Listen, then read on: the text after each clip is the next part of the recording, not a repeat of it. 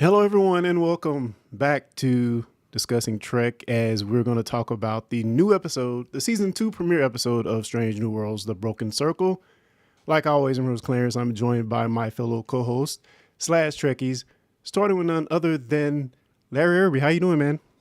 I am here, man. Glad to be here. Glad to have you back, man. I'm glad we have something new and exciting to talk about. I'm going to get all you guys' thoughts. Also, we have Cal Jones on the show. How you doing, man?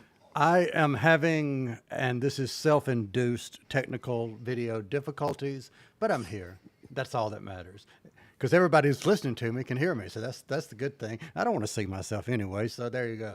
Hey, man, give us that gravitas. We want to hear that voice. You get the Yes, voice where it's indeed. good enough for us, man. Welcome to Star Trek. No. Also, see, you just Hey, I changed, made you laugh. There you you go. changed up totally when I gave you the opportunity to give us that deep in the world voice, and you kind of just went the anyway. Also on the show, we have none other than Jonathan Shorts. How you doing, man? I am good, man. Doing good. I am super excited about this episode, man. I listen, and I'm just going to tell you guys.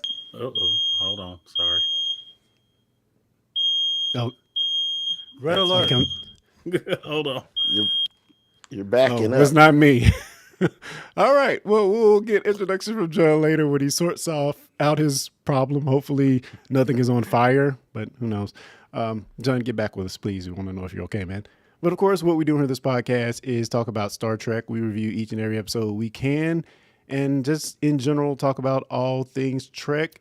And today we're going to be talking about the season 2 premiere of Strange. I'm gonna get out the chat because the chat. Of course, Tasha says it's a warp core breach. Hello, Wiggrace and Tasha in the chat. But of course, what we do here on this podcast is talk about all things Trek. Today we're going to be talking about the season 2 premiere of Strange New Worlds: The Broken Circle, and we're going to get right into it. The Broken Circle was written by Henry Alonzo Myers and Akiva Goldsman and directed by Chris Fisher. A distress call from Lieutenant Noonien-Singh compels Spock to disobey orders and take the U.S.S. Enterprise and its crew into disputed space, risking renewed hostilities with the Klingons in a bid to aid their shipmate. And before we go on, Max John, are you okay, man? Yeah, I'm good. Okay, It was a false alarm smoke detector. So okay. There's no warp core breach. We just want to make sure. no work or reach. It may have been a simulated one. Oh, Ooh, okay. nicely played. All right. And Kyle, if you will go ahead and give us that spoiler warning, and we'll move on with the show. Awesome. So for everyone listening, if you have not seen Star Trek Strange New World, Season 2, Episode 1, put us on pause, go out, watch the episode, come back, because from this moment forward, spoilers. The spoiler warning has been dropped, and like always, we go right back to Mr. Jones for the beats of the episode, sometimes serious, sometimes comedic. Honestly, you never know. Mr. Jones, do you have anything for us this week? Yes, indeed. I indeed do, and it's very simple. I would like this ship to go. Now? Now. So good. Oh, So boy. good.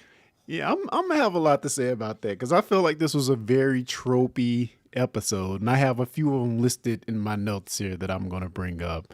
Oh But boy. let's Here let's you go go. around the horn and see what everybody thought of this episode on a very high level. And Larry, let's go right back to you, man. What's your high level opinion of this episode, sir? Um, this episode for me, I said on Tasha's stream earlier, I said I liked this episode, but there were things in it that just didn't need to be there. There was just things that were just like what Kyle just did. It's like, okay, I get the joke, but Yeah. was it? I was more laughing at it than with it. Mm, So, but I liked the episode. It wasn't bad by any state, but it had problems. Mm. John, what do you think, sir?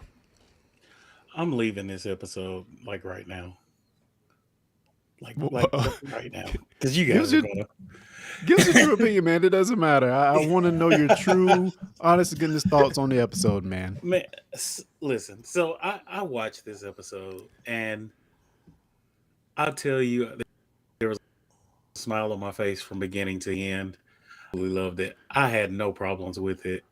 It's probably one of the best of the new Trick episodes that we've seen since we started this podcast, in my opinion. I don't know. Mm. Everybody might think I'm crazy, but for me myself, like everything was perfect for me. I had no problems. But I'm sure, as we usually do, we're going to dig in some things, and I'm going to think about things you guys say, and it's going to slowly chip away at my high rating and high opinion of the episode. So let's just go ahead and get it over with. Mr. Jones, right back to you, sir. So, High level thoughts. so high level thoughts, and I will say it like this: since Larry has joined us, I have seemingly tended to agree with Larry a lot. And to the opposite of that, poor Jonathan has like listened to me say, Jonathan, I'm so sorry, but I'm disagreeing with you over and over and over. Tonight, however, Jonathan, I am 100% agree with everything you said. And Larry, unfortunately, I disagree with you. I had so much fun with this. I didn't dislike it at all. I really enjoyed it. So I guess Good. so I guess it's my turn, man. Because for me, to me, for a season premiere, I expected something a little bit more bombastic, a little bit more. I don't know if I wanted more action or more sciencey stuff, but for me, something just didn't click. It felt like and I don't think it's a filler, but that's the words I'm gonna use. It felt like an episode that set up a bunch of stuff. I feel like it set up a few things that are going to pay off later in the season. I thought it Isn't still that was a season? Isn't that a season premiere though? but is it though? I mean, yeah, I guess, but usually there's more meat there, I would think. And I'm gonna take that and throw it right back to Larry because I think we're the two people who maybe weren't the highest on the episode. And I'm just going to ask him straight up, what is something from the episode that you could point to right now that didn't seem like it meshed quite well with you? Okay. Well, number one, Chapel and Dr. Mbanga being on super soldier serum. I'll say what Tasha said earlier. I'm gonna steal hers. Super say, hey, oh my god, we can beat 15 Klingons. It was a little ridiculous. Little ridiculous. So, Larry, I know you're a fan of the original series. I was just watching the episode "The Day of the Dove," where there were Federation crew members fighting Klingons Oh yeah. head on, and it did seem like it was, they were holding their ground pretty well against the Klingons. So, I mean, I don't know. But getting on the whole super soldier serum thing, that just felt weird. It felt like they were telling a totally different story that shouldn't be in this episode. And I think there's a reason for that. I mean, no setup really. We just see them take this injection. Oh, we need to battle our way to the bridge of this ship. They take the injection. They get strong, and they're on their way. They're on their way, and they don't tell us anything about it. So I feel like it's something they're going to have to explain some point in the season, and they're just giving us again a setup for something later. Now, I don't know if that was the right thing to do because if you were like me, I was scratching my head. John, did you have any thoughts about the super soldier serum part of this episode? I don't. And this is probably one of those things that it could potentially be a terrible idea that they did it, or it could be a great idea that they did it. But I think they set it up well as long as they continue it. They gave us enough to intrigue us to say, okay, I'm going to go with that because I'm expecting a story behind that. For whatever reason, this guy always carries the serum with him. She said that. For whatever reason, they, I guess they fought before or this war or something. He was in some sort of war. So, like, all of that has to be explained. And I think it was good. Like I really do. I think it was good. Now, if we get to the end of the season and like this has not been touched on, this has not been explained or some shoddy explanation, then we have to revisit opinions from the premiere. Like, was it worth the time you spent in it in the premiere? Like, did Yeah. it hold up? And that's kind of where it gets to. Yeah, another thing about that was interesting to me is that it seemed like Mbinga and Chapel were in it together. Like they had some backstory that they've experienced together that we don't really know about. So I'm interested to hear more of that play out as well to see like what their relationship was during, I'm assuming, the Klingon War. Uh, Kyle, any additional thoughts on, as Tasha puts it in the chat, beast mode Mbinga? I think I liked him better as a character this season in this episode than I did. It seems like he got a better presentation in this episode than he did in season one. I just seem to have liked him a little bit better. I didn't really understand the super soldier thing. I actually thought that they were doing something that was going to make them look Klingon for a moment, and that was what was about to happen. That's not what Yeah. happened, but that was my expectation. And then all of a sudden, they're hulking out for a minute. Yeah, and I'm gonna give a shout out real quick to written in the chat, which she says she loved the podcast. So thank you for joining for the first time. Glad to have you here, and of course, we mentioned Win Grace and Tasha, and anybody else that might be listening. Glad to have you all here. But yeah, the serum thing. There's got to be more story there that we're not getting. So I'm anxious to see what they do with that. But if we take it back to the top of the episode, Pike, Captain Pike, is going off to help Una. We kind of figured that would be the first thing he'd be trying to do at the beginning of the season. So, seeing him do that felt kind of natural. But we see him leaving Spock in charge. He gives Spock the command, temporary captain, until he gets back. So, again, I'm going to my TOS guy here. Um, isn't this retconning something before in TOS? Because wasn't his first command in the TOS episode, if I remember correctly? Yeah, I'm Me? talking to you, Larry. Okay. I honestly, to me, like in my memory, it all goes together. I think, I think he like, I just can't remember all the times that Spock was in charge because when we first saw him, he was already first officer. Yeah, that's So true. he took over quite a few times. But I don't know. I tell you what is weird though. Nurse Chapel used to scream at the sight of anything, and then she was like special forces the whole time. Yeah. And I know they didn't give women great writing back then. hmm We know that. But I was just like, So that's going to kind of lead me to, and I'm sure we're going to have a lot to say on this. To me, the first trope of the episode. Again, I said this is an episode of tropes.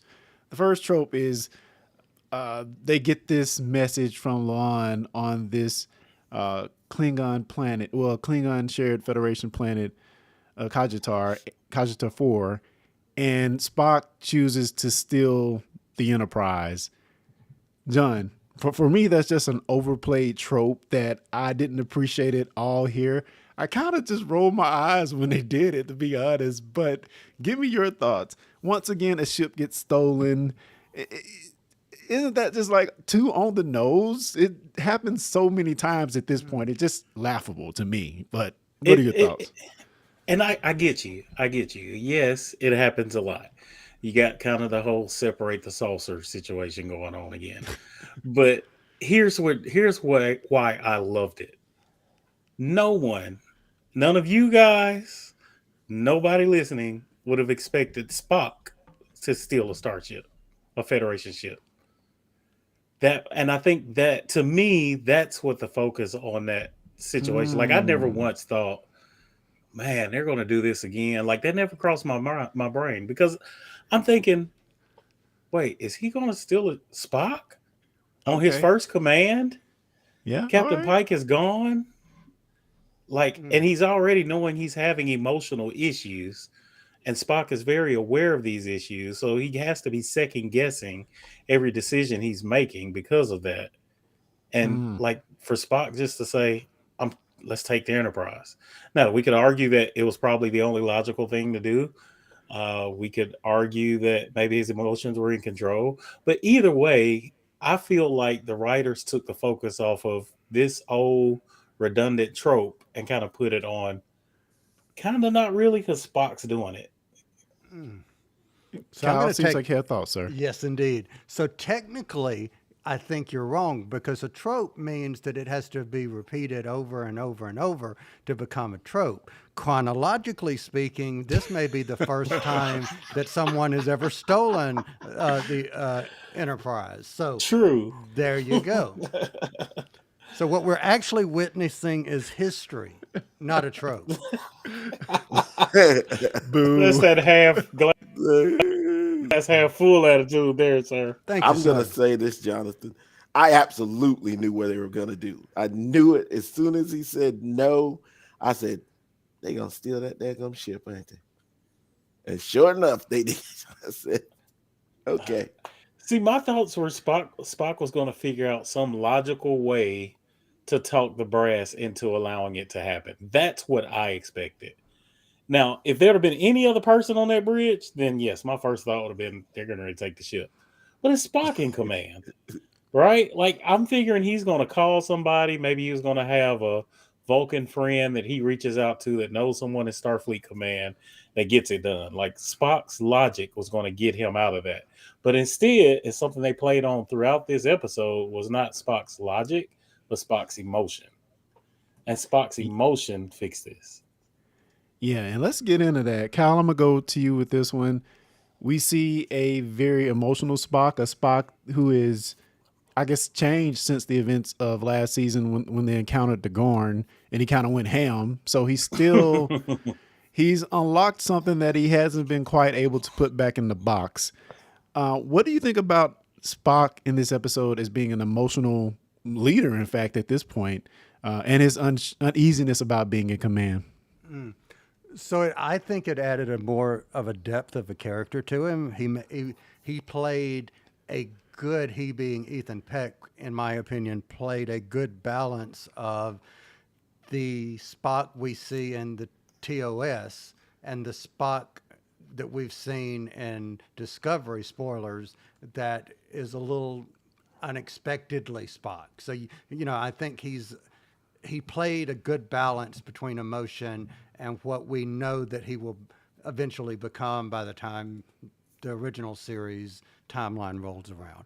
I like the little subtle things that he did, from a little tear there, a little anger there, awkwardness. I know we've already talked about the him sitting in the chair and the comment that he made, but just the awkwardness of the expectation, you could just kind of see or feel some of his anxiousness. So I thought he did a good job. I agree. Any other thoughts on Spock? Larry, we had the loot, which we know we'll see again later in this episode as well. And Binga gives it to him. Go figure. Well, I thought it was number one. Ethan Peck is amazing in this role. He just is as a young Spock.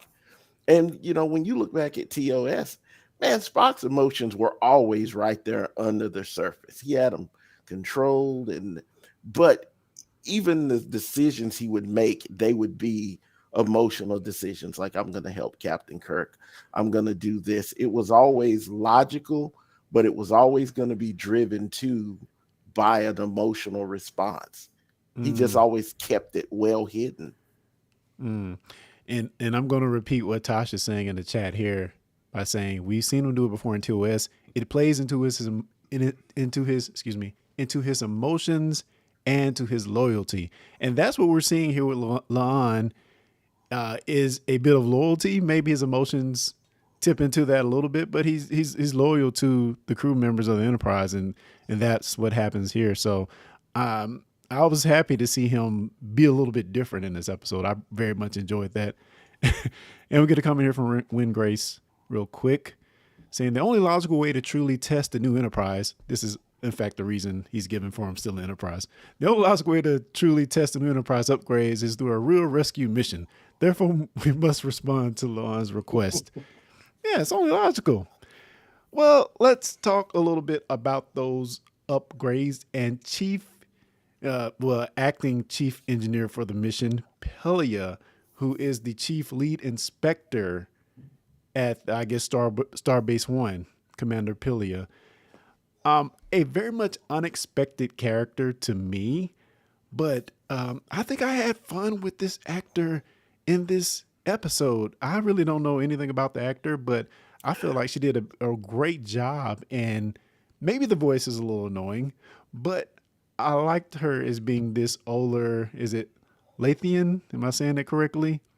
That is just Yeah. Lathanite, who is just seeking adventure. She's bored. She needs something to, put a little action in her life, like the old days. Anybody have thoughts on Pelly in this episode? And, Yes. and again, she's the reason they're able to steal the Enterprise in the first place because, that's not how you simulate a warp core breach. And she gives them the right way to do it in order to get away. So, Kyle, I see you have thoughts.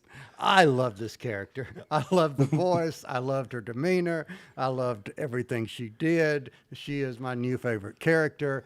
I really liked her. I like the quirkiness. I like the unexpected. I like the fact that she basically is telling them, this is what I'm going to do. I may stick around. Not, can I stick around? Can I get a commission? It's like, here I am, deal with it. I like that. And I've seen this actor on something else, and I don't know what, but I think I liked her on whatever it was I saw her before. Any other thoughts on And Pelly? you I go ahead, you Larry. go. You go. Well, I was just going to say it's I agree with you, Cal. I really love this character, and I love that they did this because I mean we do have a lot of comic relief in Strange New Worlds between Pike and just the kind of offhand humor from you get from Spock, but every like Enterprise and Deep Space Nine, Voyager, they all had their quirky characters, like Quark, for instance, Neelix, Dr. Phlox, even Data at times gave us that kind of lighthearted, maybe not technically what you'd expect, just kind of weird. And it kind of gives you that. And this character gave me that here. And honestly, I just kept, every time I heard her, I would think Ferengi. Ferengi. Like, I was half expecting her to actually be a Ferengi and like hiding or costume or whatever. Because I've never, and I think you guys can probably confirm this is the first time we've heard of this species in Trek, right? Yeah, I think it's Mhm. because I looked at Memory Alpha. It's only one entry, and that's the entry from this episode, which Yeah. I'm fine with. I like it when they actually introduce. We talked about this on Strange Lower Decks. We get all these references and we look them up, and the entry you see in Memory Alpha is the Lower Decks entry. But I think for this one, they added enough mystery to Right. having lived on Earth for centuries and being undetected to the character that makes it instantly gives it an appeal that I really really love. Larry, did you have thoughts? Okay. Number one, I can see how you haven't seen Carol Kane. This That's woman who is she is. Yes. nominated for an Oscar. She's been around forever, and let me tell you, she was on the Unbreakable Kimmy Schmidt. Hmm. She Yeah. also played the mother of the Penguin Yes. in Gotham. Gotham. She's amazing. I loved her accent on Unbreakable Kimmy Schmidt, but I love this character. Like I said, I did not like the accent because I have heard her do tons of accents, and this is by far my least favorite. But it will probably grow on me because I love her so much. Indeed. And of course, we got Reddy in the chat saying that, of course, what you just said, that she was on Kimmy Schmidt, which I only watched like one season and I really enjoyed it, but I got to go back to it. She So, was the neighbor. So, mm, do you think this has? I mean, are they? It's a lot of similarity between the Ilorian species as well. yes. Yes. Live a long time, kind of been living with humans. really fun, but also very wise. Knows a lot.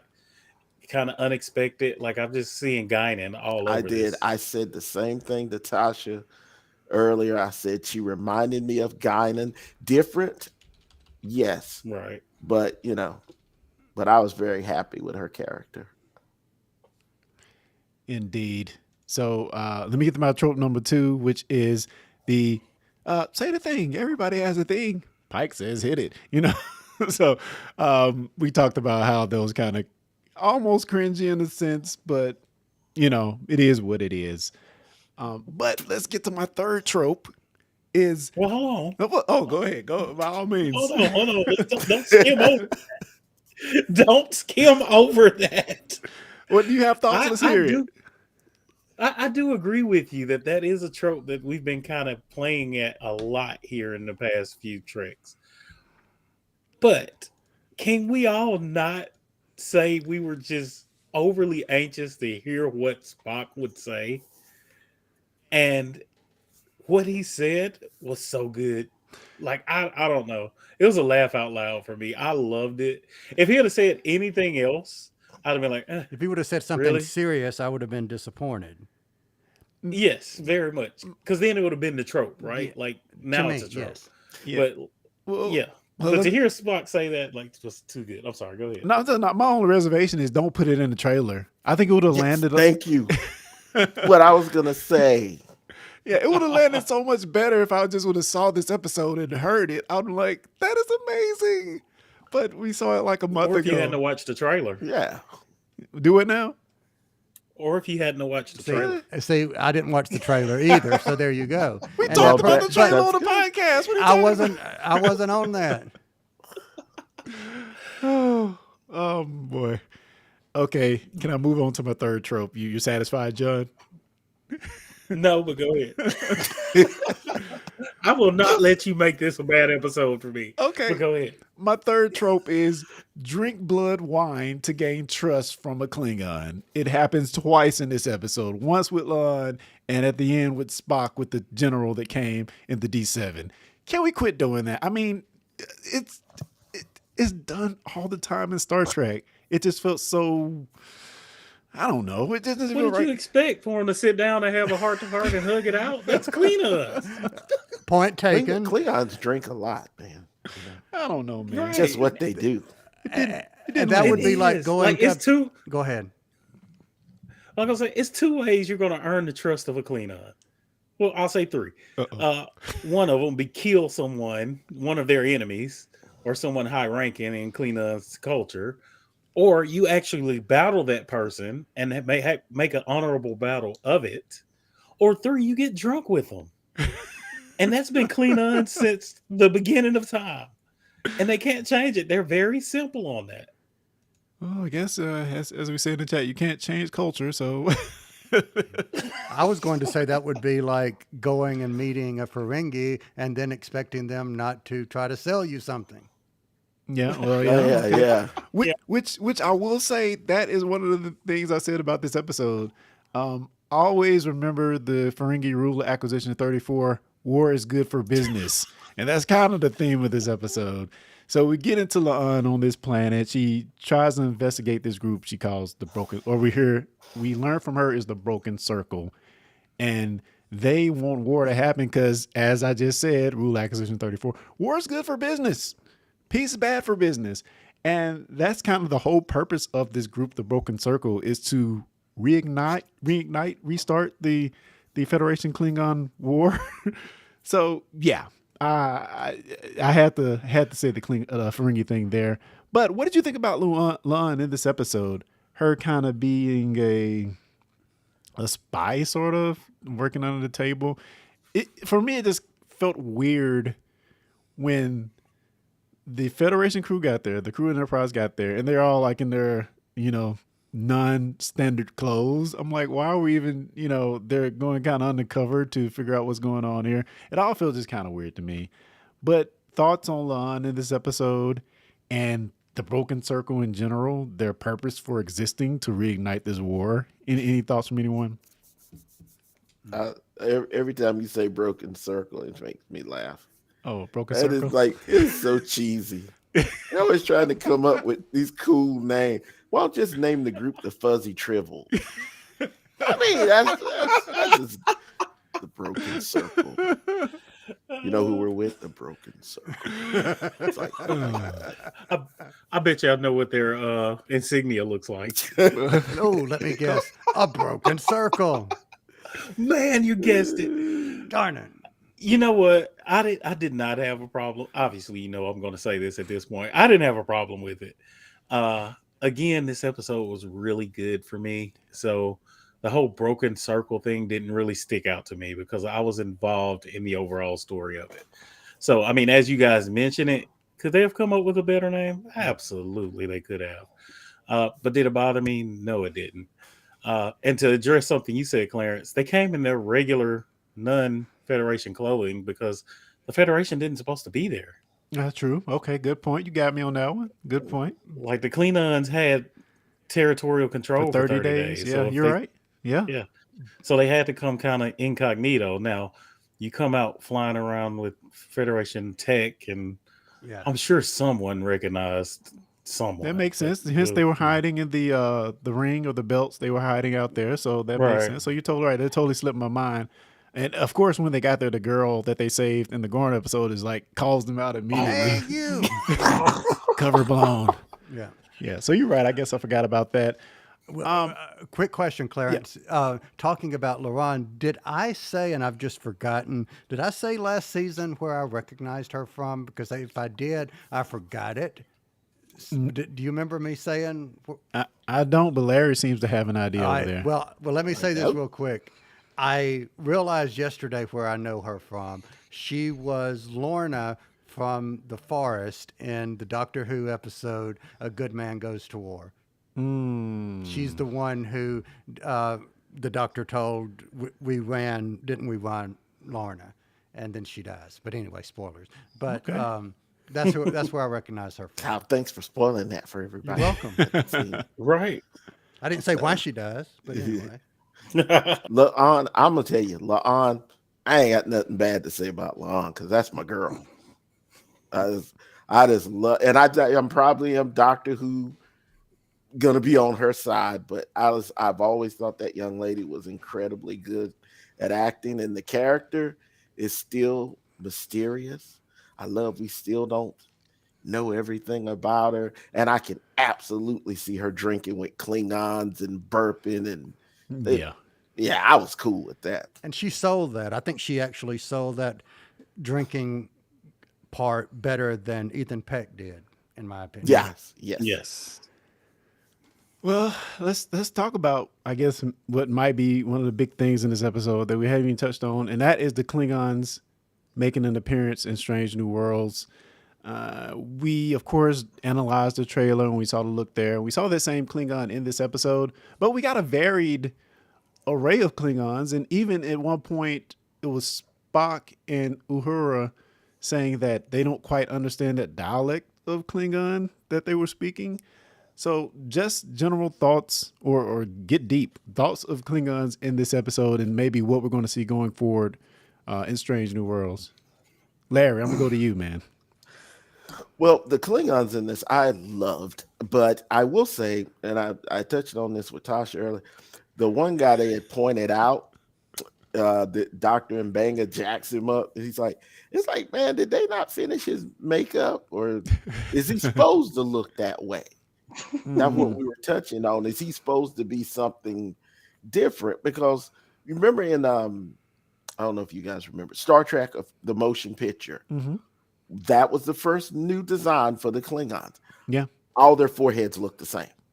Mm-hmm. Later on, when we got into the movies with Search for Spock, okay, and you had Christopher Lloyd and John Larroquette, and all of them had different forehead ridges. Mm-hmm. And then we got into that's the thing. So I loved that, like the one lady who was a Klingon, amazing, beautiful makeup. Look very different. Yeah. But the guy who was the main Klingon, I don't know, they over airbrushed him or something because his looked weird to me. Not as weird as the other guy in Banga was beaten up, but a lot of the background, they looked amazing. Very happy. Yeah. Any other thoughts of the Klingons in this episode, John? Any thoughts? Mm, I get it. I do get it. Like we don't really have a consensus on what a Klingon should look like throughout this series. Mm-hmm. I'm okay with it. I don't know why they keep changing it, keeping them the way Worf look, like Worf and Martok, Gowron. Like, let's just keep that look. That's what I'm used to. But at the same time, I mean, I can go with it because it. I mean, how hard is it to believe that there's different cultures and different species of Klingon out there? I mean, she said they were using a older dialect, so this could be an older generation of Klingons on this world. We And don't know that. We don't. Go and ahead. for anybody that's watching the live stream that can see the image that Clarence is showing, that particular angle reminds me of the, with hair, obviously, but reminds me a little bit of the Discovery version Mm-hmm. of the Klingons. And Yes. I would love to see a scene where there's a council of Klingons and you've got various different looks from the traditional that we've talked about in the movies to the Discovery first seasons to what we're seeing now. Because if you look at humans, not all humans look alike. Of course. That is the beauty when they did the Klingons on the TNG, DS9, or Voyager. The Klingons all they were different shades. Some were dark, some were light. It didn't matter, just like we are. Yeah, yeah, and our chat is saying as much. Brittany saying that they can have diverse features just like humans, and we getting a seconded of that motion in the chat as well. But yeah, I agree. I love seeing it, and for me, we keep talking about the Klingons of old. We get the Eric Singh storyline, and then we get the TOS Klingons, and then we get the Klingons going forward in the '90s in movies. They kind of fixed it, with the Eric Soon storyline, but we're back with the Discovery Klingons again, which were done very intentionally to make them grander, I guess, in a sense. But we're to me in my head, I'm trying to rectify all of that. Like, how does all of that fit into this storyline? In Discovery, we did see him pull back a little bit in season 2 with the look of the Klingons to try to come closer to what they looked like in the '90s, but still, it was nowhere close to what we're seeing here, which is almost like you said, Larry, close to what we see in the movies and the TV shows going forward. So, I hope there's a story there that they're going to tell. No guarantee that they will. Just leave it up to our imaginations. But I wish they would. I wish they would. I mean, what story would be acceptable? Wow me. I want them to wow. I mean, like, it would be hard to make an explanation for this that covers the entire spectrum of Klingons. But we right? fixed it That would be already, acceptable. man. We fixed it already, and then we messed it up again. And again, you guys like, knew, if you already fixed it and then you messed it up again, we can't fix it a second time without it. Like, there's no acceptable way to fix it, so we just have to kind of accept it, which I'm good I'll with. say this. I'll say this as the old man here. You guys have no idea how long this has been going on. This is like just tapping we could do a 2-hour show on nothing but the Klingons and the way they look. There were books that tried to explain that there are regular Klingons and Imperial Klingons, and these were genetically altered. See, they did that way back in the day, so they could fight humans on human. You have no idea. It's insane. Yeah. And that's before Discovery.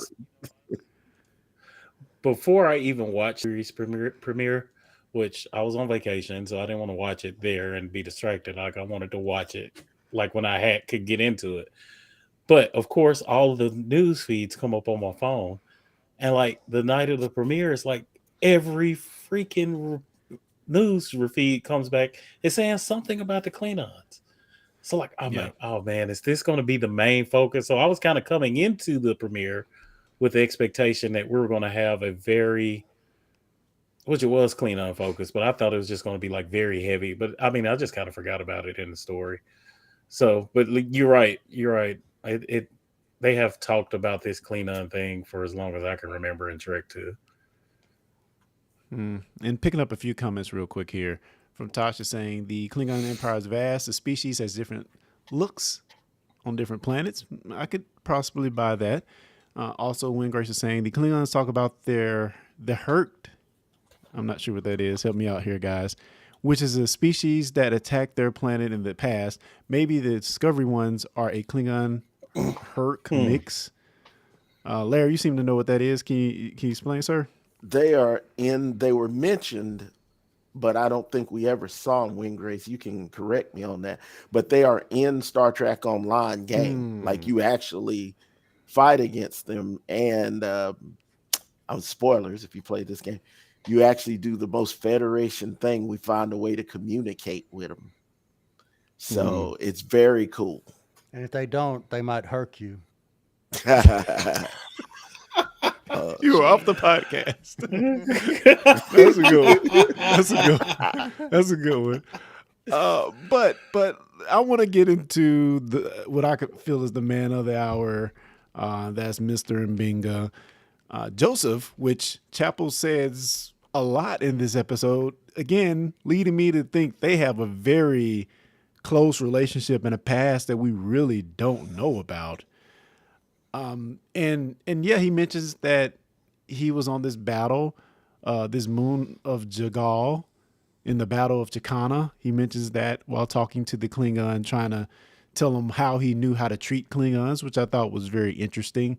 But also in the early parts of the episode, he mentions very intricate details, which to me they weren't that intricate, but everybody in the round table seemed to think he shouldn't know this. But he was talking about a photon torpedo. Excuse me. He was talking about a photon torpedo and talking about how it gives off this radiation, this ionizing radiation. And everybody was just kind of weird that he would know that. So I think it goes back to Mbinga doing much more during the Klingon War than what we know about. So I'm here for that. I want to know more about this story, and I think we're going to hear about that in this season.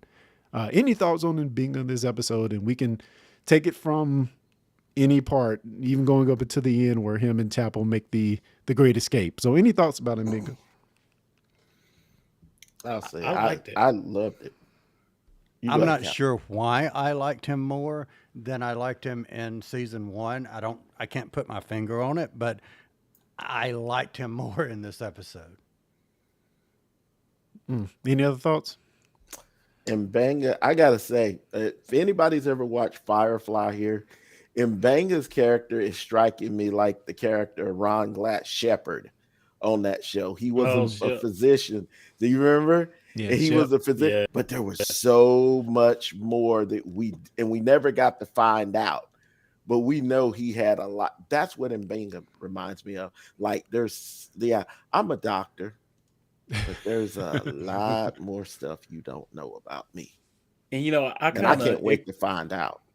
He kind of reminded me a lot of Chief O'Brien, and Chief O'Brien really didn't get flushed out in TNG much. So when we see him in DS9, we're thinking, okay, we got a transporter chief. It's going to be an engineer. Does he really know about engineering?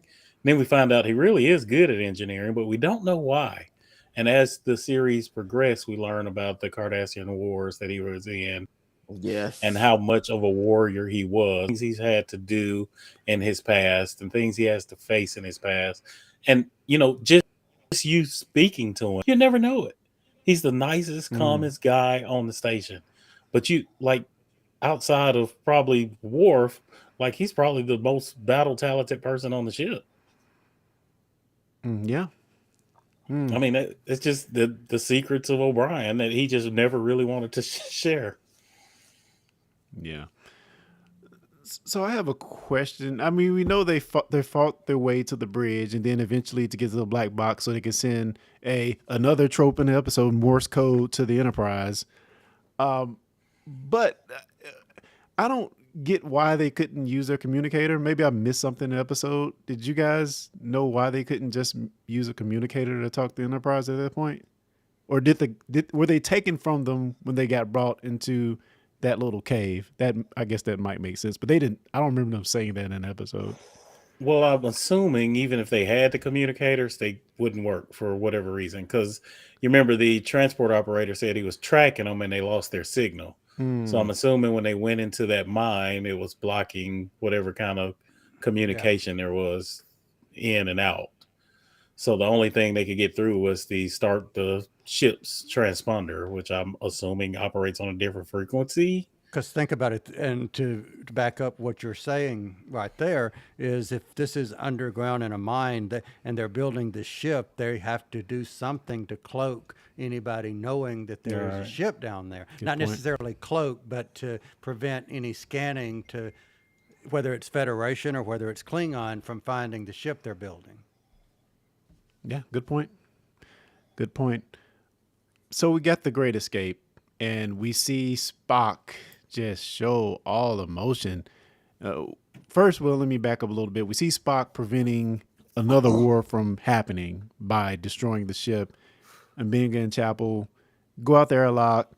They get saved at the last second. They survive. Any thoughts of that end sequence there? Spock's outburst of emotion. Do we pretty much knew that would happen because of what he's been through kind of throughout this episode, right? Any thoughts on that ending sequence there? No. Oh, It was a great sequence. I enjoyed it. I really did. But like you said, I don't expect it based on kind of how it led up to it. Yeah. yeah. I can't say out this. out there like, oh, go ahead. I'm sorry. Go ahead. Oh, I was gonna say I can't say this though. I'm glad this wasn't. So this is one trope that could have been played on that you probably would have said something about. So there was a helmet and there was a torso cover of the spacesuit. Yeah. So normally you would expect one person's going to have to stay behind and one person's going to have to survive. That's kind of what I was expecting. I was like, okay, he's going to send Nurse Chapel and he's going to stay. But they ended up jumping out together, which I thought was very well done, but also it kind of laid a groundwork of romantic gesture together, I which picked that up too. Yeah. yeah, and I'm like, well, and I think you mentioned earlier, they definitely had a very close relationship in the past that I'm sure we're going to have to flush out. But I mean, it seemed a lot more than just like we fought together or we're friends. Cal? Maybe. No, I'm 100% in agreement with Jonathan on that. Even in the picture, for everyone that's in the chat, I keep saying this, but even in the picture, the still that you're showing, Clarence, the look that they have, the eye contact that they're having implies that there's more to them than, a deeper relationship. Not saying romantic, but a deeper relationship. That's what I felt. I don't feel it's romantic. If anything, I feel like he's a mentor to her. And they've been through, I mean, they're probably going to touch on it. We're probably going to see a flashback or something during the war of why she's so close to him and him to her. I would hope so. Yeah. Agreed. And kind of at the end of the episode, we learned that there may be a war on two fronts. I guess this is why Pike said in the opening captain's log that, the upper brass felt kind of contentious about something. But we learned that maybe or possibly there's a war that could be on two fronts because the Gorn are breathing down the Federation's neck. Let me ask my Trek historians on the crew. Do we know of a great Gorn war in Trek's past that we kind of have not really fleshed out on screen? Because, again, I know we talked about this last season, but in that in the TOS episode was supposed to be the first time we saw the Gorn. So, uh, thoughts on possibly having a Gorn war here, and maybe rekindling the Federation Klingon war? Any thoughts on that, Larry? You know what? I never have heard of a Gorn Federation war, not in actual canon books, of course, and online games and stuff.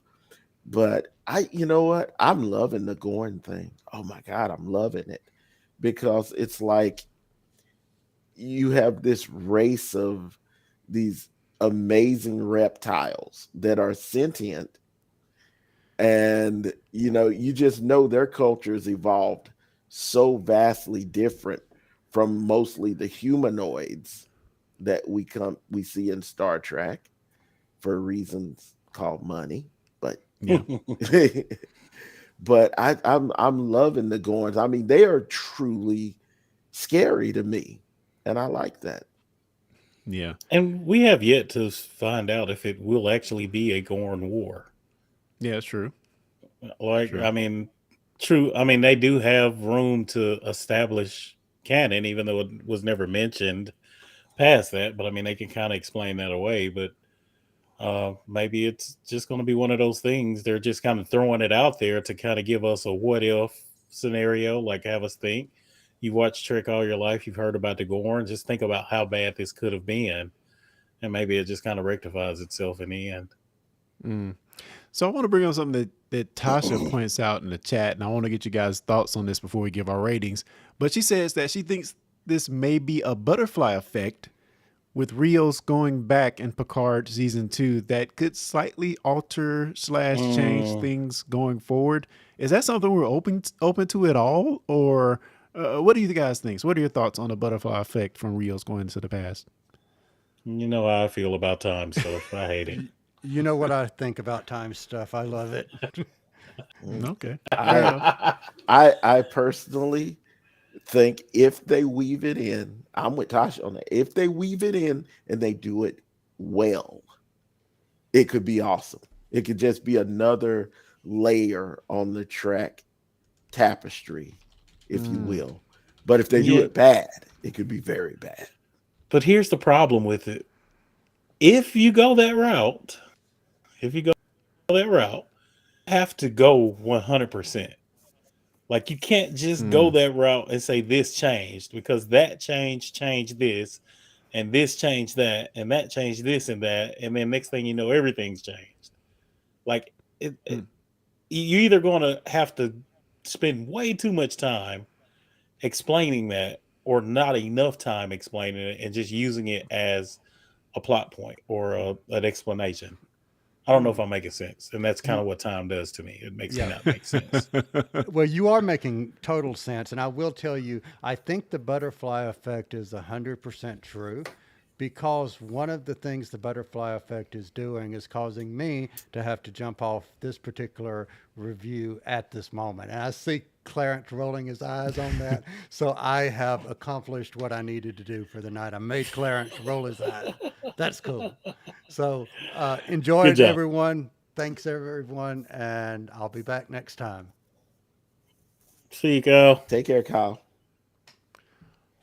All right, so we're going to get ratings, but I want to give a few honorable mentions that came up in the episode that I thought were really cool. So Chapel is thinking about applying for a fellowship of archaeological medicine on Vulcan, which she says is going to take away from a few months. I thought that was interesting, and I want to see where they go with that. And also, I love that Ortegas has tweaked the controls to her, the pitching y'all to her liking. I thought that was freaking amazing. And here's hopes that we're going to get more Ortegas this season because she's one of my favorite characters in this show. Period. So with that, let's go ahead and get ratings. We didn't get Cal's ratings because he had to leave, but let's go ahead with the panel that is still here. Jonathan, what is your rating for this episode, sir? 5, all fives. 5. We have not brought him down any. He's going to stay with his 5 for this Yes, episode. Fair enough. absolutely. Fair enough. Larry, how do you rate this one, sir? Okay, I'm going to be honest. I've actually brought my rating up Hmm. from where it was. I was thinking about a 4 or something. I think I'm gonna go with a 4.5 Oh wow. because I did really Nice. because I did have fun. Some stuff annoyed me, but I did have, and it's Star Trek, man. You gotta Exactly. have fun with it. That Even when I'm that's my annoyed, thing watching I'm still watching Star Trek. Man, I feel like I'm gonna be. Strange New Worlds is fun. Like that's just it's fun. I love it. Go ahead, Man, no, Clarence. I'm sorry. I was just gonna say I feel like I'm negative Nancy here because You do you. man, I'm gonna go with a 3.5, man. And Okay. Oh, that's not to say I hated the episode. I thought I enjoyed it. But honestly, I was watching this with my girlfriend, and when Mbinga started fighting, him and Chapel started fighting, we just looked at each other like, what? What are we watching here? And honestly, it wasn't as good as the Michelle Yeoh fighting in Discovery. I'm just being clear on that. It was all right. A lot of camera movements, Oh, now come on now. a lot of switching around. It wasn't that so great. But It's I know they not. worked so hard, so I'm giving credit. from a fan of fight scenes, I'm going to agree with you, Clarence. This was not a great fight scene throughout. I can tell. Which I mean, I watched some of the Ready Room interview, and I mean, they were excited. The actors were excited to do it. They had a lot of fun doing it because they never really get to do stunts and physical things, and but it kind of shows when you do this, right? Yeah. If you're not used to doing that type of movement, if you're not used to being choreographed like that, and then you just kind of get thrown into it, it's very obvious, right? And then you have to cover it up with, like you say, a lot of camera movements, a lot of cutaways, which it wasn't bad. Like I didn't like, oh, Yeah. I hate it, but it wasn't a great fight scene. We've seen Michelle Yeoh, for example, like you said, was a great fight scene. Yeah. Okay, y'all got to stop with the Michelle Yo. Really. I mean, she's Michelle Yo. May I say Oscar winner, which she deserved.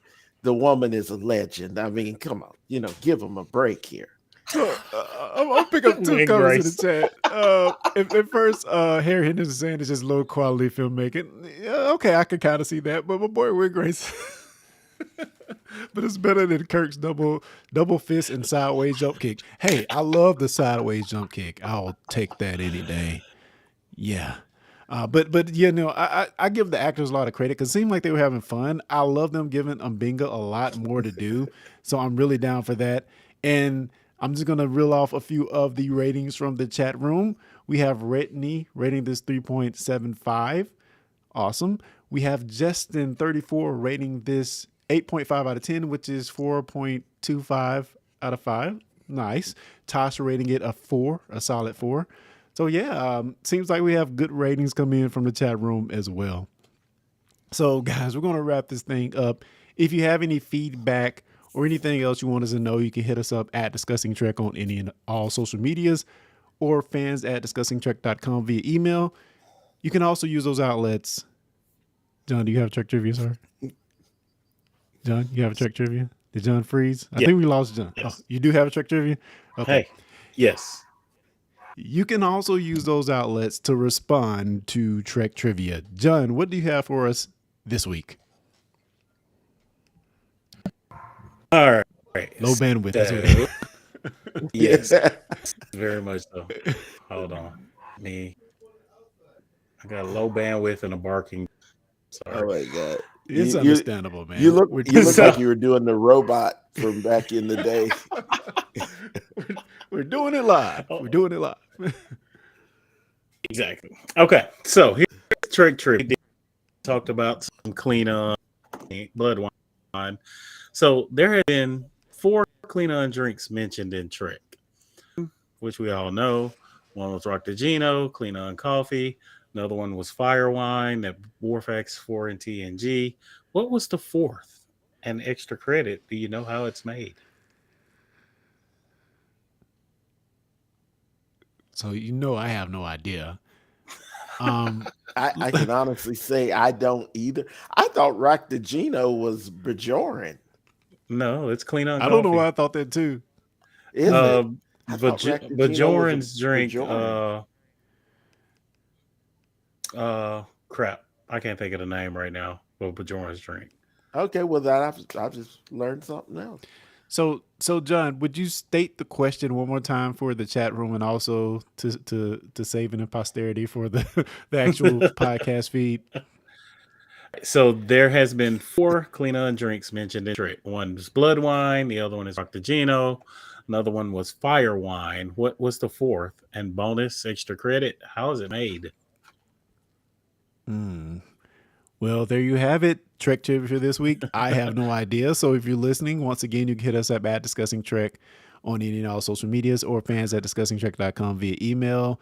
And we're going to wrap it up, guys. I appreciate everybody for joining in the chat. It's been a lot of fun. I know we couldn't get to everybody's comments, but I really have had fun reading them and mentioning the ones that we could get to. So thanks to all of you, especially the new people, for commenting and joining along. Please, if you can, give us the thumbs up and also subscribe if you're not already subscribed to the feed. And yeah, this been fun, guys. So I'm laughing at the Targ milk. If that's it, I'm gonna. I never even heard of fire wine. Picard sour mead. Yeah, I like wing. That was wing graces. So I like that. Oh Lord. All right, guys. So until next time, live long and prosper.